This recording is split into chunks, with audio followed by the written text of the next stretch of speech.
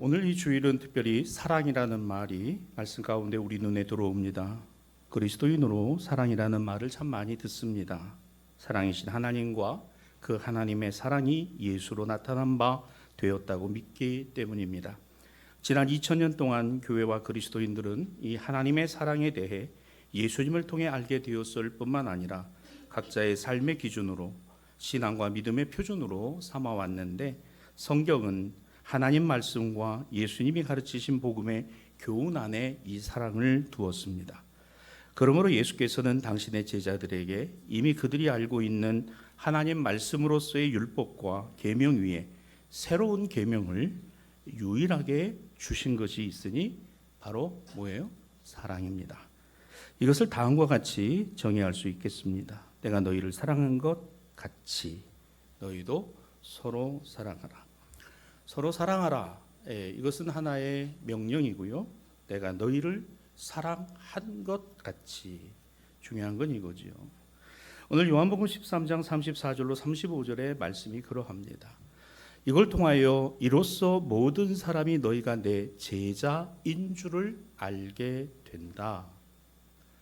새한글 성경은 이 부분을 이렇게 고쳐 쓰고 있습니다. 이것으로 여러분들이 나의 제자라는 것을 모두가 알게 될 것입니다. 이 사랑으로 말미암아 여러분들의 이 사랑으로 인하여 여러분들이 예수의 제자라는 것을 모든 사람이 알게 될 것입니다. 라고 말이죠. 우리가 하나님의 자녀로 예수님을 따르는 사람이라는 것을 세상에 전도하고 알게 하는 방법은 뭐냐? 이 서로 사랑이라는 것입니다. 사랑을 알고 그 사랑을 보여주는 것. 따라합시다. 사랑을 알고 사랑을 보여주는 것. 그렇습니다. 사랑을 알고 사랑을 보여주는 게 어디에 있다는 거예요? 성경에 있다는 겁니다. 그 성경에 있는 것을 예수님께서 진히 보여주신 것입니다. 그리고 말씀하시고 우리에게 이것을 약속하시고 계명으로 주셨으니 이것을 뉴 테스터먼트 새 계명, 그래서 신약이라고 하는 거예요. 성경이 그저 구약과 신약으로 나누어져 있나 보다 라고 생각할 게 아니라 이게 새 계명입니다. 이게 새 언약이라는 거예요. 이게 신약입니다. 사실 이미 있는 언약과 말씀이 있죠. 구약입니다. 레위기 19장 18절에 보면 원수 갖지 말고 동포문망하지 말고 내 이웃 사랑하기를 내 자신과 같이 사랑하라. 이건 구약이라고 합니다. 옛 언약이라고 그래요. 자, 그러면 이미 있잖아요. 레위기 19장에 있는데 굳이 왜 예수님은 이 말씀이 아니라 오늘 우리가 함께 읽은 이 말씀에 새로운 계명으로 주셨느냐는 거예요. 오늘 34절에 보면 새 계명을 너희에게 주노니, 왜 새로 주셨느냐라는 겁니다. 왜 예수님께서 이걸 새롭게 제시하셨는가? 오늘 여러분과 함께 말씀을 살펴보고 함께 은혜를 나눌 주제가 되겠습니다. 자, 다시 요한복음에 예수께서 하신 말씀을 봅니다. 34절입니다. 새 계명을 너희에게 준다. 너희가 서로 사랑해라. 내가 너희를 사랑한 것 같이 너희도 서로 사랑해라. 자, 내가 너희를 사랑한 것 같이. 자, 앞서 우리 구약의 레위기 말씀에는 내 이웃 사랑하기를 내 자신과 같이 사랑하라라고 되어 있어요. 여러분 한번 비교를 해보죠. 뭐가 새로울까요? 그러면 뭐가 새롭지 않다는 겁니까? 이건 알의 문제가 아니라는 거예요.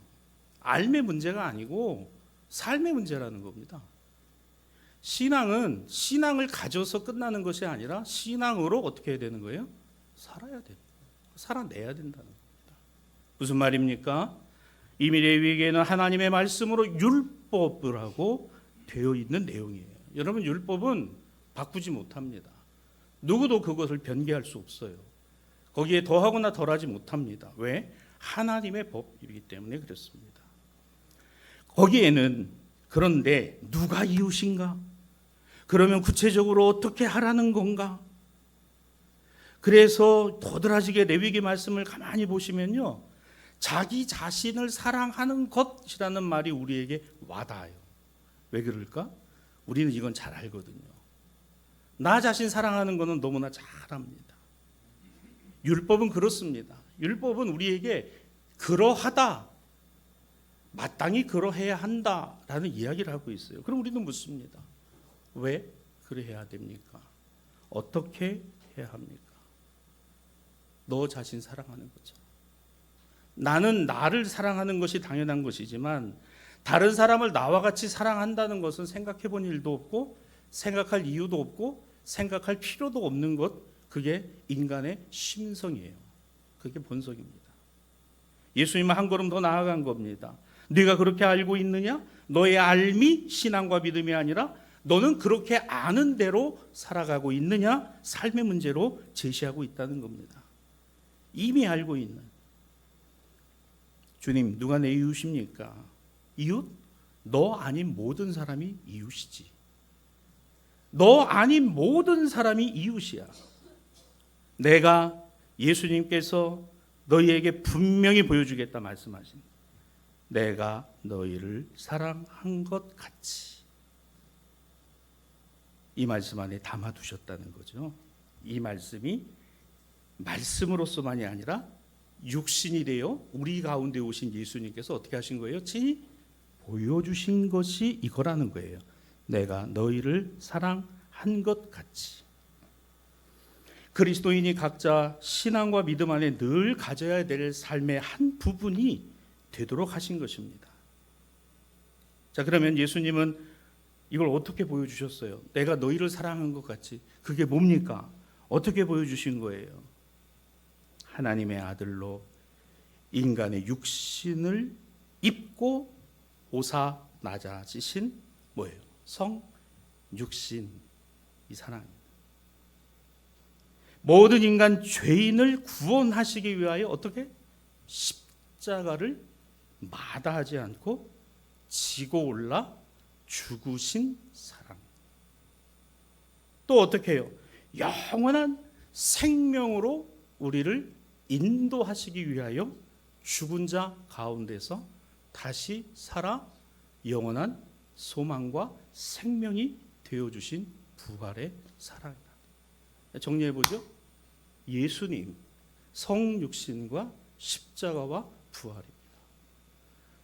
기독교, 그리스도교 신앙의 중심은 이거예요. 우리가 복채내고 복받는 그건 여러분 저기 밑에 하등종교예요. 하등종교. 하나님의 아들이 인간의 육신을 입고 오신 성육신과 우리의 죄와 허물을 대신해서 십자가 마다하지 않고 지워지심을 감당하시고 죽으시기까지 사랑하신 사랑이고, 그 죽음 가운데 죽음의 권세를 깨뜨리시고 다시 살아 영원한 생명과 부활의 사랑이 예수시다. 이게 항상 여러분 우리의 생각으로부터 우리의 머리끝부터 발끝까지 항상 이 은혜 안에 있게 되기를 주님의 이름으로 축복합니다. 그러면 이 사랑이 우리에게 어떻게 나타났다 그래요? 요한일서 4장 9절에서 11절 자세히 이렇게 설명합니다. 하나님의 사랑이 우리에게 나타난 것은 이것이니 하나님이 자기의 독생자를 세상에 보내주신 것이요 하나님이 우리를 사랑하사 우리 죄를 속하기 위하여 화목제물로 그 아들을 십자가에 죽이셨으며 하나님이 이같이 우리를 사랑하사 우리도 또한 그 사랑을 알고 어떻게 하라는 거예요? 서로 사랑하라는 거예요. 근데 이게 불가능하다라고 느껴지는 게 뭘까? 내 마음은 그렇지 않아요. 그런데 주님이 원하시는 건 그런 거예요. 우리 삶의 갈등이 항상 여기서 있어요. 나는 원하지 않아요. 나는 하고 싶지 않습니다. 나는 그냥 외면하면 그뿐이에요. 그런데 자꾸 하나님은 나에게 자꾸 말씀하세요. 너 괜찮아? 너 그냥 외면해도 되겠어? 너 그렇게 해도 될까? 자꾸 내 안에. 근데 우리는 어느 쪽을 더 많이 듣죠? 여러분 각자가 한번 생각해 보세요. 난 어느 쪽을 더 많이 들을까? 오늘 이 요한일서 4장 9절로 11절에 있는 이 말씀이 바로 하나님이 우리에게 보여주신 그 사랑은 말에만 있는 사랑이 아니라 실제적으로 이루어진 사랑이라는 겁니다. 그게 실제라는 거예요. 여러분, 예수 신앙은 이론이 아닙니다. 교회에 다녀서 성경 공부하는 것으로 생겨나는 게 아니에요. 예수 만남으로 생기고 예수님의 만남이 실제가 되고 그 실제가 내 삶에 여전히 이어지고 있어야 그게 신앙이 되고 산 믿음이 된다. 우리는 이 본문이 오늘 요한복음의 말씀 13장 후반부가 13장 1절에서부터 이어지고 있다는 것을 우리가 알게 돼요. 여러분 성경을 보시죠. 요한복음 13장 1절부터 어떤 내용이 나옵니까? 예수님께서 제자들의 발을 씻겨 주심의 내용이 나와요. 그 내용과 이어지고 있는 것이 너희도 서로 사랑하라. 내가 너희를 사랑한 것 같이 너희도 서로 사랑하라는 말씀을 뭐 다음에 하신 거예요? 제자들의 발을 씻겨 주신 다음에 하신 거다. 우리가 주목할 건 이거예요. 예수님이 제자들의 발을 씻겨 주셨다. 이상하죠? 이걸 당연하다라고 여기시면 안 됩니다. 우리 신앙이 정말 그렇게 고결하고 우리 신앙이 정말 그렇게 대단한 거면 이거 이상하게 보여야 돼요. 왜죠? 아니, 제자들이 누구의? 예수님의 발을 씻겨 드려야 되는 거 아니야? 근데 반대로 예수님이 제자들의 발을 씻겨 주고 계시다. 이상하다.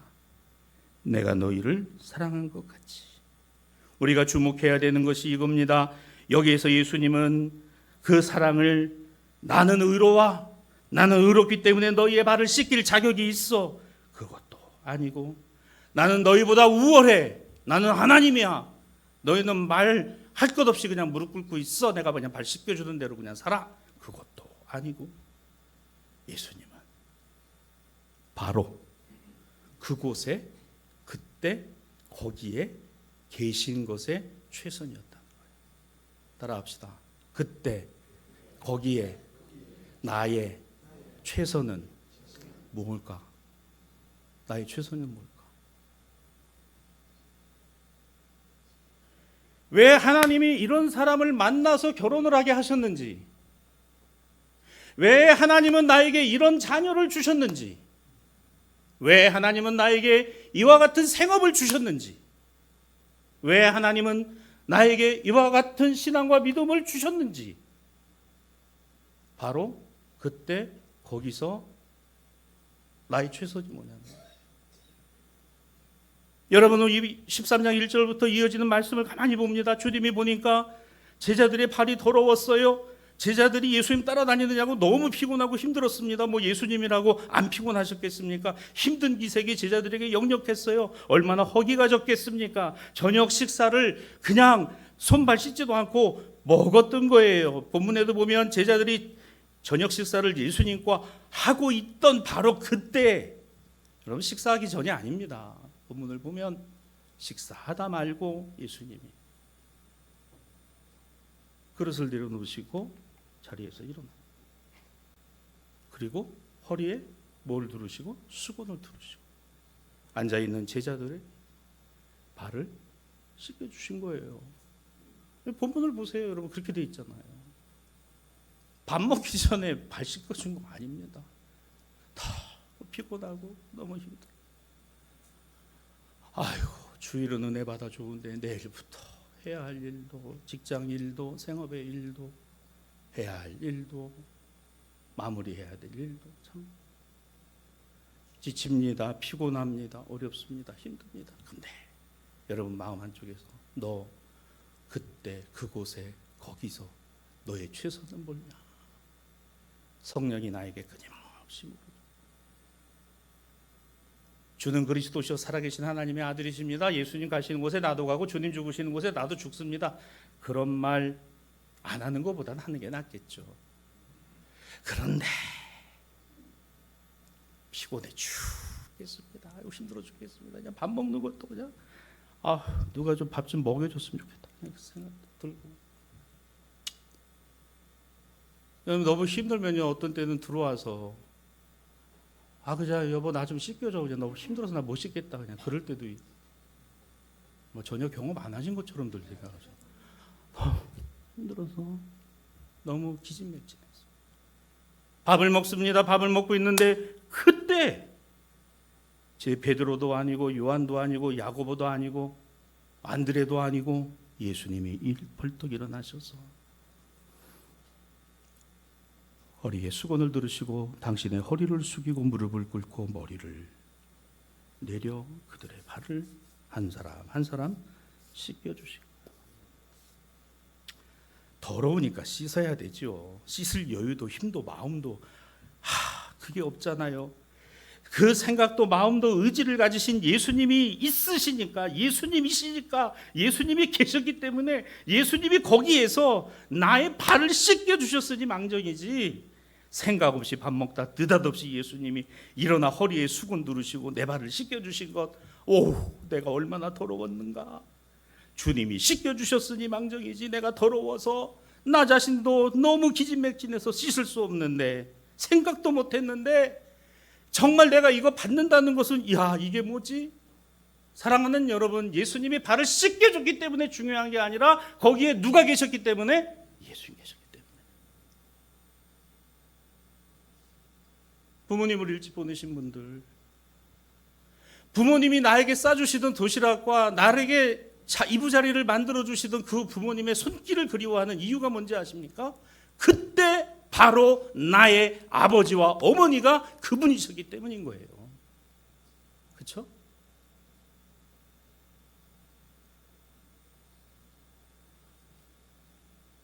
저희 아버님 돌아가신 지 오늘이 8주기 날입니다. 5월 18일. 잊을 수가 없죠. 아버지의 말씀이나 가르쳐 주심 그것만이 생각하는 게 아니라 시간이 가면 갈수록 제 마음속에 이거예요. 아버지가 그때 거기 그 순간에 나와 함께하고 계셨다. 제자들 그겁니다. 뭐 발을 씻겨주라도 어떻게 하라, 그보다 더 중요한 것은 그때 거기 예수님이 계셨고, 또한 그곳에 누가 있었어요? 너가 있었잖아. 내가 있었잖아. 우리가 있었잖아. 내가 너희를 사랑한 것 같이 너희도 서로 사랑하라.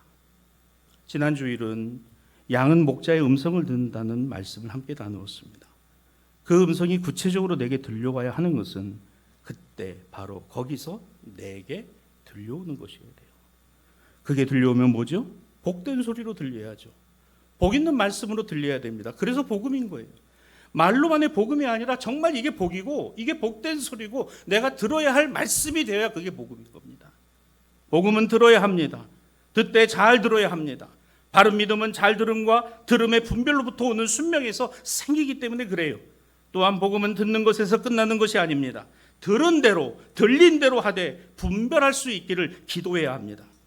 성령의 깨닫게 하심도 있지만 악한 영의 모사와 괴계도 교묘하게 동시에 우리 안에 오기 때문입니다. 성령은 반드시 우리를 바른 방향과 삶의 길로 인도하시기를 원하시고 행하게 하시지만, 또한 마귀는 어떻게 하든 우리를 틀어지게 하고 삐뚤어지게 만들고 제 맘대로의 신앙과 믿음을 가지고서도 구원받는다라고 착각하게 만든다는 거예요. 거짓의 압입니다. 거짓말을 진짜인 것처럼 말하는.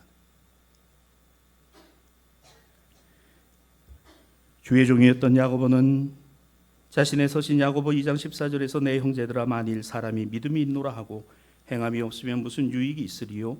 그 믿음이 능히 자기를 구원하겠느냐? 무슨 말입니까? 하는 것 없는 믿음이 너를 구원한다? 그저 믿음만 갖고 있으면 천국 간다? 믿음으로 구원보다 중요한 것은 뭘까?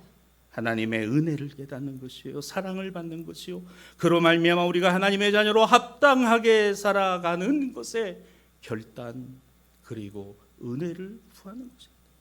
여러분, 구원은 은혜로 시작해서 은혜로 끝나는 겁니다. 무슨 말입니까? 은혜로 시작해서 은혜로 끝나려면 그것이 믿음입니다. 믿음은 은혜보다 앞서지 않습니다. 믿음이 은혜보다 앞서면 자기 의가 되는 거예요. 그런데 믿음 없는 은혜는 위험하지만 은혜 없는 믿음도 위험합니다. 왜 위험할까? 자기가 기준이 되기 때문에 그래요. 사랑하는 여러분, 은혜의 기준은 주님이십니다. 은혜를 주시는 분이 주님이세요. 주님이 은혜의 주님이십니다. 예수님은 우리가 들어야 할 복음이 이것이라고 말씀하시는 거예요. 우리는 이것을 들어야 합니다. 들은 대로 행해야 합니다. 행한 대로 주님 앞에 상급을 받을 자리에 서게 될 것입니다. 이것이 신앙의 표준입니다. 그 신앙과 믿음의 표준은 예수님의 말씀이요, 말씀대로 예수님이 하신 것처럼 우리도 해야 한다라는 사실 앞에 우리가 솔직한 것입니다. 자, 근데 이제 문제가 있어요.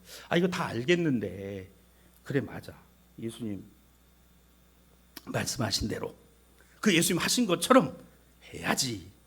근데 쉽지 않아요. 이거 쉽지 않습니다. 사실 우리가 예수님 말씀처럼 네 이웃을 내 몸처럼 사랑한다? 내 몸을 내가 아끼는 것이 당연한 것인데 나 아닌 다른 사람도 그렇게 아끼고 사랑하라?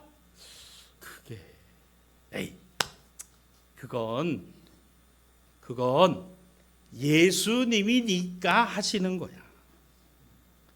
그런 정도는 예수님이 하시고 나는 주님 좀 생각해 볼게요.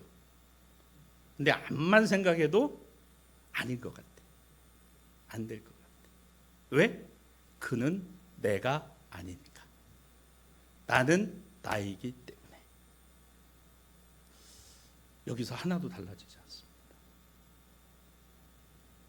그게 인간의 성정이에요. 성도 여러분, 지금 제가 말씀드린 이 내용은 여기에서 자유로울 수 있는 사람은 아무도 없습니다. 그런데 아세요? 내가 그렇다는 걸 주님은 아세요. 우리가 그렇다는 걸 주님이 아십니다. 여전히 내 마음의 중심에는 나 자신을 사랑하고 나 자신만을 사랑하는 것에 우선을 두고 있는 것을 주님이 아십니다. 그런데 아시는 주님이 너 사랑하고 여유되면 이웃을 사랑해라. 너 사랑하고 그 다음에 기회가 되면 다른 사람도 좀 돌아보라.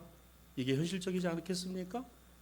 그런 말씀은 온데간데 없고, 아신다며 그런 우리의 생각을 하시고 마음을 하시고 우리 한계를 하시는 예수님이 서로 사랑하라, 내가 너희를 사랑한 것처럼.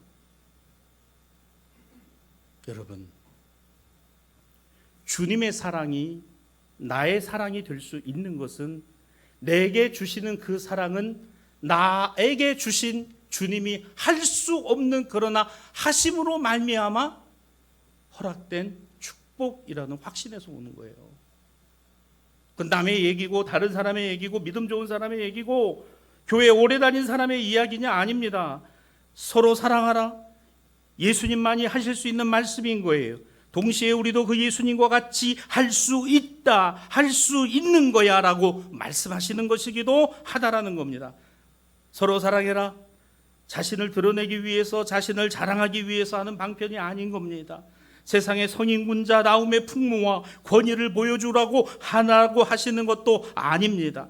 자신의 부패한 삶을 썩어질 대로 썩어져 냄새나는 추악함을 가리기 위해 마음에도 없는 거짓 미사욕으로 쓰라고 주신 것이 서로 사랑하라, 이게 아닙니다. 왜? 예수님 자신이 그렇게 하지 않으셨어요. 그러므로 우리가 여기서 반드시 기억해야 할 것이 있습니다. 주님은 우리가 할 수 없는 것을 하라고 하시는 분이 아니에요. 주님은 내가 할 수 없는 것을 억지로 하게 하시는 분도 아닙니다. 주님은 나에게 불가능한 것을 무리해서라도 하라고 하시는 분 역시 아닙니다. 다만 뭐예요? 너의 발 씻겨준, 너를 위해 이 땅에 온, 너를 위해 십자가 진, 너를 위해 죽은, 너를 위해 다시 산 그 사랑을 너는 갖고 있니? 주님, 저는 그거 압니다. 여러분, 죄송하지만 그건 믿음이 아닙니다. 주님, 저 그거 배웠습니다. 죄송하지만 그건 역시도 믿음이 아닙니다. 주님이 원하시는 답은 이거예요. 주님, 나에게 하나님의 사랑이 있기 때문입니다. 주님의 사랑이 내 안에 있기 때문입니다 라는 고백이 나와야 되는 거예요. 그때 아버지가, 그때 어머니가, 그때 우리 교회에 그런 장로님이, 그런 권사님이, 그런 집사님이 계셨다. 여러분 얼마나 소중한가요? 내가 소중한 것처럼 다른 사람도 소중한 것이요, 나의 삶이 존귀 여김을 받아야 되는 것처럼 다른 사람의 삶도 존중받아야 되는 것이고, 그런데 우리는 그렇지 않아요. 조건을 따라갑니다. 상황을 따라갑니다. 형편을 따라갑니다. 그런데 상황과 조건과 형편을 따지지 않고 계신 분이 계시니 예수십니다. 예수님은 단지 너에게, 우리에게, 그에게, 모든 사람에게 베푸시는 하나님의 사랑이라는 거예요. 하나님의 사랑 때문이라는 겁니다. 이 같은 사랑을 예수께서 친히 보여주셨다는 사실입니다. 성도 여러분, 사랑을 아는 사람이 사랑을 합니다. 사랑을 아는 사람은 사랑을 해본 사람입니다. 사랑을 해본 사랑은 사랑을 주고 사랑을 받아본 사람입니다. 그죠? 그저 말과 이론으로 사랑에 대해 나는 알아요, 아는 척 한다고 여러분 그게 사랑을 아는 겁니까? 그건 사랑학 학문이죠. 그리스도의 신앙과 믿음은 종교학이 아닙니다. 사랑받고 사랑하면서 하나님의 은총 안에 신비의 사랑의 감격 속에 있어야 그게 성도가 누리는 축복입니다. 교회가 갖고 있는 복음의 능력입니다. 또한 주님께서 우리에게 가르쳐 주시고 보여주신 것은, 너 사랑하다 보면 상처도 입어, 비난도 받아, 그리고 사람들로부터 따돌림도 당할 거야. 그래도 괜찮지? 나 봐봐. 하나님의 아들로 이 땅에 와서 가진 고난 다 겪고 십자가에 죽기까지. 뭐 때문에? 사랑 때문에. 그 사랑하시기 위해서. 우리는 상처를 입지 않기 위하여 신앙생활을 하는 것이 아니라 신앙과 믿음 안에 상처를 입음에도 여전히 우리는 위로자로 세워지기를. 왜? 그런 상처받은 우리의 위로자가 누구시니까? 주님이시니까. 말의 상처를 입은 자들에게 말로 상처를 주지 않는 것도, 오늘 우리의 신앙과 믿음의 의로 상처를 준 것이 있다면 그 신앙과 믿음의 의가 철저히 하나님 앞에 얼마나 잘못된 것인가를 깨닫는 것에서부터, 그래서 상처를 입은 것이 있다면 그 상처를 치유하는 치유자요 위로자이신 그리스도 안에서 서로 사랑하라. 저에게 일어난 일이 나에게 일어나는 일이요, 그에게 일어난 불행과 고통이 나의 일일 수 있다는 것과, 그 가정에 닥친 어려움과 시험이 나와 우리 가정에도 역시 경우는 다르지만 겪을 수 있는 어려움과 고통이라는 것을 안다면, 너무도 잘 안다면, 그 가정과 그 사람과 그분에게 눈물과 아픔이 있다는 것을 내가 조금이라도 이해한다면 어떻게 해야 될까? 어떻게 해야 될까? 이것을 뭐라고 말합니까? 따라합시다. 긍휼. 다시요. 긍휼. 하나님은 긍휼의 하나님이신 거예요. 여러분이 그렇잖아요. 여러분, 내 기도가 뭐라고요? 여러분, 이 신앙이, 여러분, 이게 얼마나, 이 배지장부터도 못한 이 신앙, 이게 뭐라고? 나를 사랑하시고 나와 함께 하시고 나를 붙들어 주시고 나로 깨닫게 하시고 나로 힘있게 하시고 나로 아멘하게 하시고. 안 다가오세요? 다가오지 않으십니까? 내 양은 내 음성을 듣는다. 양이 되시기를 바랍니다. 주님의 양 되시기를 바라요. 이게 긍휼이에요. 긍휼은 사랑이 아니면 가질 수 없는 것입니다. 사랑을 받으면 사랑을 할 수 있습니다. 그 사랑을 하면서 상처가 되고 힘겹고 어려워도 사랑이라는 게 뭔지를 알게 됩니다. 이것이 우리의 인생이고 이것이 우리의 신앙 안에 있는 가장 중요한 중심이라는 거예요. 이 긍휼의 사랑이 예수 말씀하신 서로 사랑입니다. 자기 위주, 자기 본위에서 오는 거 아니에요. 자기 위주에서 오는 것에서 다른 사람에게 옮겨가는 겁니다. 나의 잣대에서가 아니라 다른 사람의 형편을 돌아봐 주는 거예요. 이걸 뭐라 그래요? 이게 변화입니다. 오늘 사도행전 본문, 그때 거기에 누가 있었어요? 베드로와 제자들의 이야기가 있습니다. 처음 교회 안에서 신앙과 믿음의 갈등이 어떻게 이것이 풀어나해졌는가가 오늘 사도행전 본문에 나와요. 사도행전 10장 28절, 유대인으로 이방인과 교제하며 가까이 하는 것이 위법인 줄 너희도 알거니와 하나님께서 내게 지시하사 아무도 속되다 하거나 깨끗하지 않다 하지 말라 하셨음에도 불구하고. 어디요? 그때 거기가 가이사랴 이방인 백부장 고넬료의 집. 거기 누가 있었어요? 베드로가 있어요. 예수님의 제자입니다. 자신이 지금 이방인과 만나는 거 베드로가 원해서 갔습니까? 베드로는 자신이 굳이 내가 거기까지 가야 할 필요가 있을까? 유대인으로 신앙 안에 아직도 그 틀을 못 벗어나고 부정하게 여기던 이방인입니다. 가이사랴 지방에 주둔하고 있던 로마의 고급 장교입니다. 유대인을 멸시하고 유대인이 멸시해야 되는, 유대인을 경멸하고 유대인이 경멸해야 될 로마인일 뿐이에요. 그런데 베드로가 지금 그의 집을 방문한 거예요. 방문만 했습니까? 손을 얹고 안수하며 주님의 이름으로 기도해 줬어요. 베드로가 원했다고요? 원하지 않았습니다. 그런데 했어요. 주님의 이름으로 했어요. 주님의 이름 때문에 했어요. 이걸 뭐라 그래요? 주님으로 변화된 삶을 살아간다는 거예요. 할렐루야.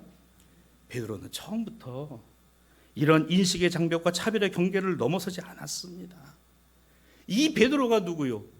오늘 요한복음 본문에 나오는 예수 살아계실 때 친히 발을 씻겨주신 그 제자입니다. 그가 어떻게 이럴 수 있느냐 말이에요. 여전히 자기 마음은 그게 아니야. 그런데 뭐 때문에? 주님의 사랑. 아마 베드로는요, 고넬료의 집에 가면서 이건 아닌데 그러면서도 아마도 주님 살아계실 때, 그때 돌아가시기 전에 우리 밥 먹다 너무 지쳐서 힘들고 주님 발 씻겨드릴 생각도 못했는데 주님이 내 발을 씻겨주신다. 그러니까 생각은 아닌데 점점 내 발걸음은 고넬료의 집을 향해 가. 아유, 오늘도 힘들고 피곤하고 지치고 힘든데 오늘 주님 앞에 가서 예배드리고 기도해야지, 말씀 들어야지. 아니, 생각은 자꾸 뭐 말씀 듣는다고 뭐 달라지나, 내 삶이 뭐 달라지겠어, 뭐 이런 생각이 있는데 점점 걸음은 어디로 향하여 가요? 무슨 말인지 모르시나 보네. 교회를 향하여 가고 있고 말씀을 향해 가고 있고. 할렐루야. 분명 저를 씻겨주신 예수님의 그 사랑이 서로 사랑이라는 것으로 베드로에게 다가왔다는 거예요. 주님, 제가 왜 거기를 가요? 주님, 제가 왜요? 베드로는 자신의 잣대가 여전히 있었어요. 우리는 늘 습관적으로 우리 편과 상대의 편을 가릅니다. 내 편이 아니면 적이 됩니다. 내 편에 서면 사랑을 주지만 나의 생각과 주장에 동의하지 않으면 차갑게 돌아섭니다. 그리고 적으로 돌립니다. 이제 그는 더 이상 나의 사랑을 조금이라도 줄 수 없는 증오와 믿음의 대상이지, 관심의 대상도 아니요, 돌봄의 대상도 아니요, 사랑의 대상도 아닐 수 있다는 겁니다.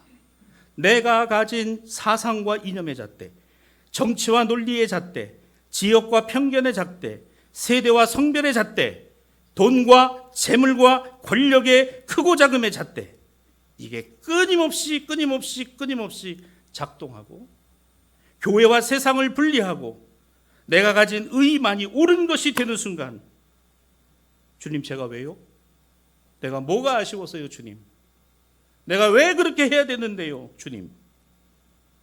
다른 사람 예단하고 정죄하고 복속시키기를 원하는 주님으로부터 발씻김의 사랑을 받은 것에만 만족하고 살아가라는 것이 아니라, 너의 발을 내가 씻겼으니 너도 가서 이와 같이 행하라. 죄 많은 로마인 멀리하는 게 아니라 그 불쌍한 로마인에게 가서 주님의 이름으로 문안하고 축복하고 세례를 베푸는, 여러분, 이게 주 안에서의 변화예요. 이게 주 안에서의 변화의 삶이라는 거예요. 저는 앞으로 대사교회가 이 지역 안에서 이 같은 변화와 생명의 복음을 여러분을 통해서 보여줄 수 있게 되기를 간절히 기도합니다. 그래야 우리 교회가 부흥인 거예요. 뭐가 부흥이겠습니까? 여전히요 스멀스멀 주님 그리스도죠 살아계신 하나님의 아들이십니다. 가이사라 빌립보에서 담대하게 신앙의 고백을 외친 베드로는 주님 십자가의 얘기를 듣자마자 그리하지 마옵소서 혈기를 부리던 베드로였습니다. 주님이 발을 씻겨주셨음에도 불구하고 스멀스멀 다시금 고개를 드는 게 있었어요. 내가 왜 고넬료를 찾아가? 내가 왜 저를 만나? 내가 왜 그래야 되는데? 내가 왜냐고요? 하나님의 사랑이 내 안에 있잖아. 주님이 너를 그렇게 사랑하셨잖아. 근데 내가 왜? Why? 내가 왜요, 주님? 나 이렇게 살아도 아무 문제 없는데요. 내가 왜요? 성도 여러분, 우리는 결코 은혜가 없어서가 아닙니다. 은혜로 안 살기 때문인 거예요. 주님, 내가 왜 그의 발을 씻겨주는데요? 주님, 나는 깨끗해졌는데 저 더러운 거 묻히고 사는 자들과 나는 의롭고 다르고 깨끗한데 내가 왜 거기 가서 다시 더럽혀지나요? 이런 베드로에게 놀라운 변화의 말씀이 이렇게 임했습니다. 사도행전 11장 9절입니다. 또 하늘로부터 두 번째 소리가 있어 이르기를 하나님이 깨끗하게 하신 것을 네가 속되다고 하지 마라. 너의 잣대로가 아니라 하나님의 기준으로 하라는 거예요. 하나님의 사랑으로 하라는 거예요. 하나님의 사랑을 받았으니 그 사랑대로 해보라는 거예요. 안 된다, 안 됩니다. 못하겠습니다, 못합니다. 그래서 구합니다. 하나님, 저는 못합니다. 저는 못하겠어요. 그런데 내 안에서 두나미스가 있어요. 다이너마이트가 있어요. 뭐예요? 성령입니다. 성령이에요. 이런 신앙과 믿음의 사람에게는 새 안목이 열려갑니다. 이렇게 열리죠. 요한계시록 21장 1절 오늘 말씀에는 내가 새 하늘과 새 땅을 본다 그랬어요. 새 하늘과 새 땅을 본다. 이것이 바로 새 계명입니다. 성도 여러분, 새로운 것을 본 사람은 결코 옛 것을 고집하지 않습니다. 이전 하늘과 땅이 없어진 것을 모르는 사람은 새 하늘과 새 땅을 보지 못하는 사람입니다. 새 시대는 반드시 무너진 옛 시대 위에 새롭게 지어집니다. 저 옛날 하나님은 이사야 선지자를 통하여 이미 말씀하셨어요. 이사야 65장 17절 보라 내가 새 하늘과 새 땅을 창조하나니 이전 것은 기억되거나 마음에 생각나지 아니할 것이라. 오늘 새 계명으로 예수님의 사랑은 하나님의 창조 안에 있고 우리는 이를 신앙과 믿음 안의 삶의 표준으로 삼을 때에 하나님의 만드심의 손길, 우리를 다듬으시고 우리를 변화시키는 창조의 영을 경험하게 될 줄로 믿습니다. 말씀을 정리합니다. 예수 부활하셨다는 사실은 단순한 증언으로만 남아있는 것이 아닙니다. 나의 삶에 일어나는 구체적인 경험과 변화입니다. 오늘 우리는 그리스도인으로 말씀과 가르침으로 새로운 인식으로 눈을 뜨게 되기를 바랍니다. 마음의 창을 다시 활짝 열어 신앙과 믿음 안에 예수 그리스도로 우리 삶의 표준을 삼게 되기를 바랍니다. 그러할 때 고린도후서 5장 17절입니다. 누구든지 그리스도 안에 있으면, 누구든지 그렇게 그리스도 안에 있으면 새로운 피조물이라. 보라 새 것이 되었다. 새 것이 되었다. 야, 저 사람 예수 믿고 교회 다니더니 이렇게 달라졌네. 야, 저 사람 그냥 우리 동네에 그냥 사는 줄 알았더니 예수 믿고 대사교회 다니는 사람이래. 야, 저 사람 저렇게 달라졌네. 오늘 말씀 마지막 절 요한복음 13장 35절입니다. 성경을 보시죠. 다 함께 읽고 설교를 마칩니다. 너희가 서로 사랑하면 이로써 모든 사람이 너희가 내 제자인 줄을 알리라. 이 말씀대로 이루어질 줄 믿습니다.